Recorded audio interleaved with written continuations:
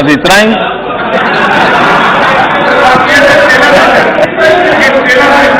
मोदी जी बाकी है।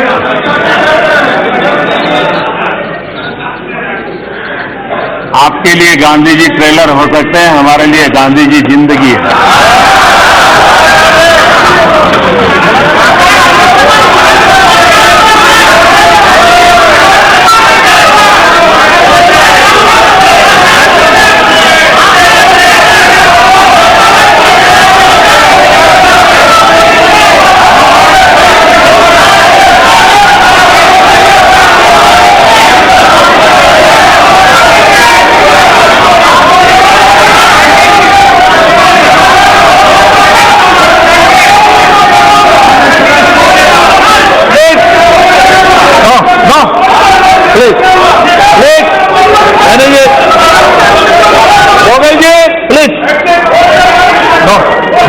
चलो नो, माननीय प्रधानमंत्री जी, ये आपको मैं जवाब नहीं दूंगा, बैठ जाइए। माननीय अध्यक्ष महोदय, मैं राष्ट्रपति जी के अभिभाषण पर धन्यवाद प्रस्ताव पर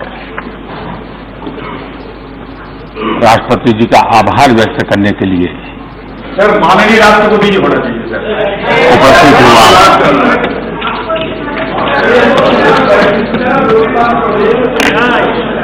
माननीय राष्ट्रपति जी ने न्यू इंडिया का विजन अपने अभिभाषण में प्रस्तुत किया है। 21वीं सदी के तीसरे दशक का माननीय राष्ट्रपति जी का ये वक्तव्य इस दशक के लिए हम सबको दिशा देने वाला, प्रेरणा देने वाला और देश के कोटि कोटि जनों में विश्वास पैदा करने वाला ये अभिभाषण है।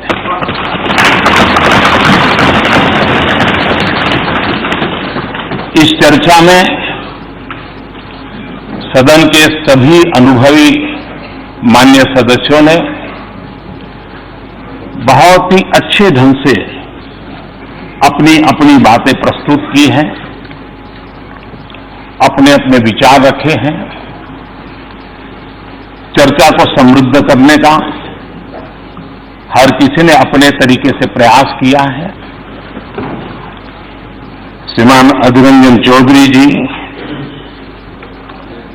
प्रोफेसर सौगत राय जी,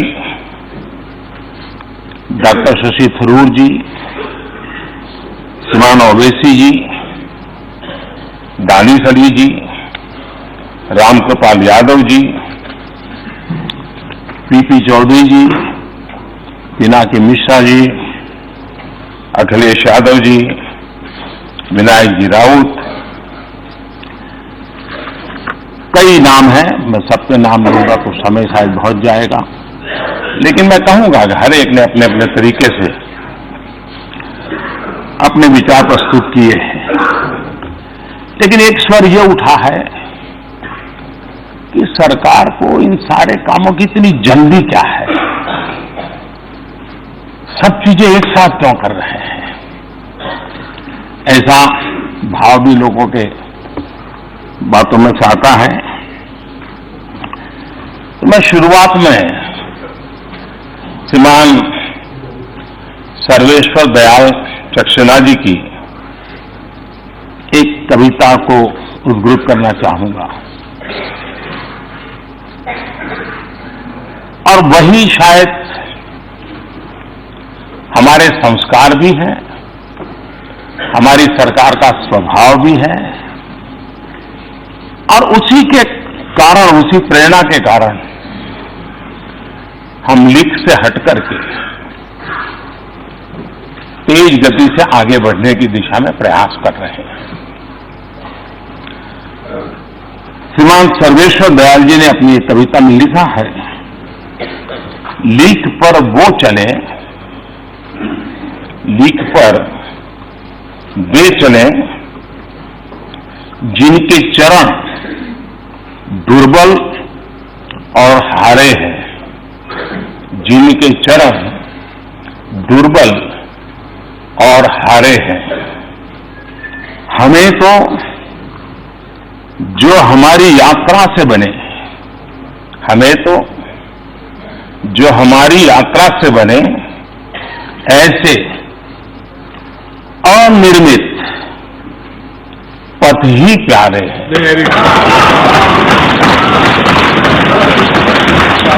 माननीय अध्यक्ष जी, और इसलिए लोगों ने सिर्फ एक सरकार बदली है ऐसा नहीं है, सरोकार भी बदलने की अपेक्षा की है।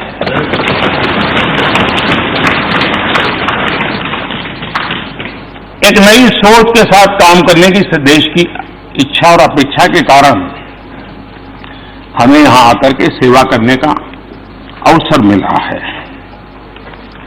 लेकिन अगर हम उसी तरीके से चलते जिस तरीके से आप लोग चलते थे, उसी रास्ते से चलते जिस रास्ते की आपको आदत हो गई थी, तो शायद 70 साल के बाद भी इस देश में से आर्टिकल 370 नहीं है। आप ही के तौर तरीके से चलते तो मुस्लिम बहनों को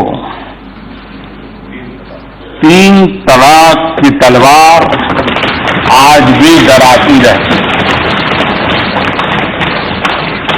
अगर आप ही के रास्ते चलते तो नाबालिग से रेप के मामले में फांसी की सजा का कानून नहीं बना।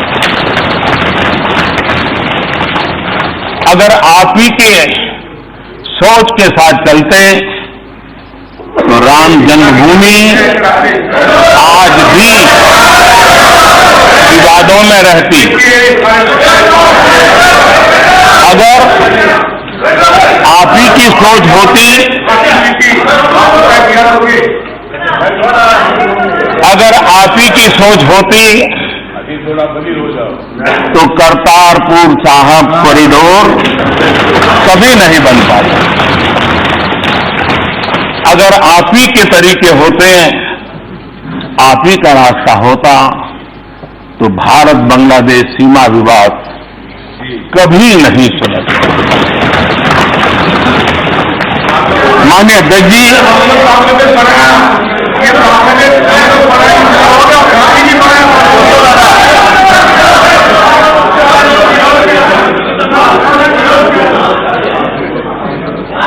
जब मैं माननीय अध्यक्ष जी को देखता हूं, सुनता हूं, मैं सबसे पहले किरण रिजिजू जी को बधाई देता हूं, क्योंकि उन्होंने जो फिट इंडिया मूवमेंट चलाया है, उस फिट इंडिया मूवमेंट का प्रचार प्रसार अजीत जी बहुत बढ़िया ढंग से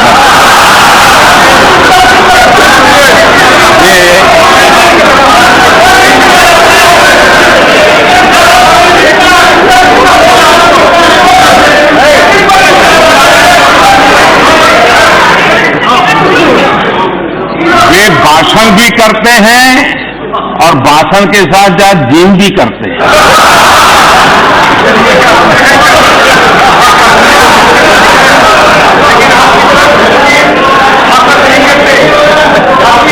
तो ये फिट इंडिया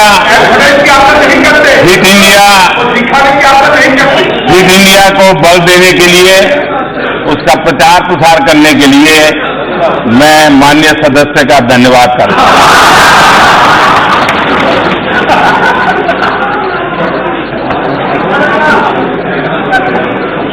माननीय अध्यक्ष जी, कोई इस बात से तो इनकार नहीं कर सकता है कि देश चुनौतियों से लोहा लेने के लिए हर पल कोशिश करता रहा है। कभी कभी चुनौतियों की तरफ न देखने की भी आदतें देश ने देखी है। चुनौतियों को चुनने का सामर्थ्य नहीं, ऐसे लोगों को भी देखा है। लेकिन आज दुनिया की भारत के पास से जो अपेक्षा है, हम अगर चुनौतियों को चुनौती नहीं देंगे, अगर हम हिम्मत नहीं दिखाते और अगर हम सबको साथ लेकर के आगे चलने का गति नहीं बढ़ाते, तो शायद देश को अनेक समस्याओं से लंबे अरसे तक जूझना पड़ता। और इसलिए माननीय अध्यक्ष जी, अगर कांग्रेस के रास्ते हम चलते तो 50 साल के बाद भी शत्रु संपत्ति कानून का इंतजार देश को करते रहना पड़ेगा। 35 साल बाद भी नेक्स्ट जनरेशन लड़ाकू विमान का इंतजार देश को करते रहना पड़ेगा। 28 साल के बाद भी बेनामी संपत्ति कानून लागू नहीं होगा। 20 साल बाद भी चीफ ऑफ डिफेंस स्टाफ की नियुक्ति नहीं हो पाती। माननीय अध्यक्ष जी, हमारी सरकार तेज गति की वजह से, और हमारा मकसद है, हम एक नई लकीर बना करके लीक से हट करके चलना चाहते हैं। और इसलिए हम इस बात को भली भांति समझते हैं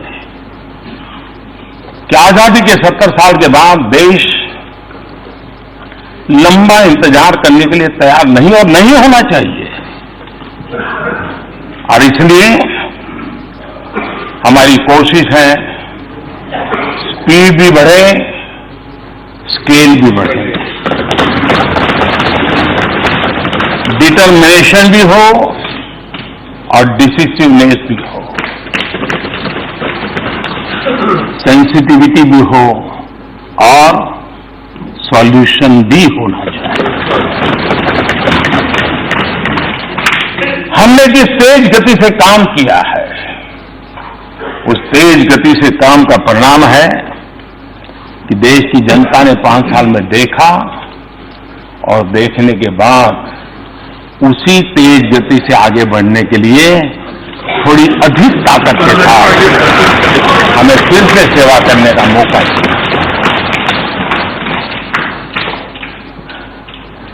अगर ये तेज गति न होती तो 37 करोड़ लोगों के बैंक अकाउंट इतने कम समय में नहीं खुलते। अगर गति तेज न होती तो 11 करोड़ लोगों के घरों में शौचालय का काम पूरा नहीं होता। अगर तेज गति नहीं होती तो 13 करोड़ परिवारों में गैस का चूल्हा नहीं पहुंचता। अगर गति तेज न होती तो 2 करोड़ घर नए नहीं बनते गरीबों के लिए।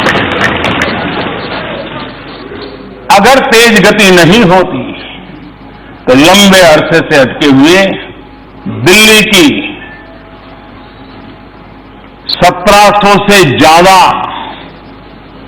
अवैध कॉलोनियां, 40 लाख से अधिक लोगों की जिंदगी जो अधर में लटकी हुई थी, वो काम पूरा नहीं होता। आज उन्हें उनका अपने घर का हक भी मिल गया है। माननीय अध्यक्ष जी, यहां पर नॉर्थ ईस्ट की भी चर्चा हुई है।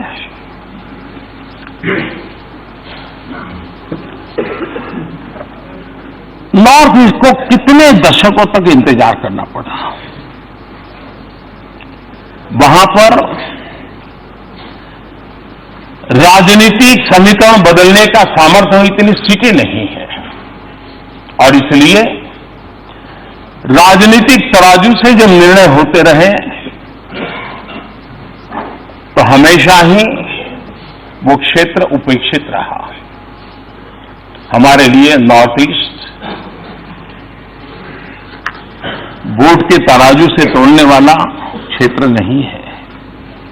भारत की एकता और अखंडितता के साथ दूर दराज क्षेत्रों में बैठे हुए भारत के नागरिकों के लिए और उनके सामर्थ्य का भारत के विकास के लिए उपयुक्त उपयोग हो, शक्ति उनकी काम आए, देश को आगे बढ़ाने में काम आए, इस श्रद्धा के साथ वहां के एक एक नागरिक के प्रति अपार विश्वास के साथ आगे बढ़ने का हमारा प्रयास रहा है। और इसी के कारण नॉर्थ ईस्ट में गत 5 वर्ष जो कभी उनको दिल्ली दूर लगती थी, आज दिल्ली उनके दरवाजे पर जाकर के खड़ी हो गई। लगातार मंत्री नॉर्थ ईस्ट में दौरा करते रहे, रात रात वहां रुकते रहे, छोटे छोटे इलाके में जाते रहे, टियर 2, टियर 3 छोटे स्थानों पर गए, लोगों से संवाद किया, मेरा विश्वास का वातावरण पैदा किया और विकास की जो आवश्यकताएं होती जो 21वीं सदी से जुड़ी हुई है, चाहे बिजली की बात हो, चाहे रेल पहुंचाने की बात हो, चाहे हवाई अड्डे बनाने की बात हो, चाहे मोबाइल कनेक्टिविटी की बात हो, इन सब चीजों को हमने करने का प्रयास किया है। और वो विश्वास कितना बड़ा परिणाम देता है जो इस सरकार के कार्यकाल में देखा जा रहा है।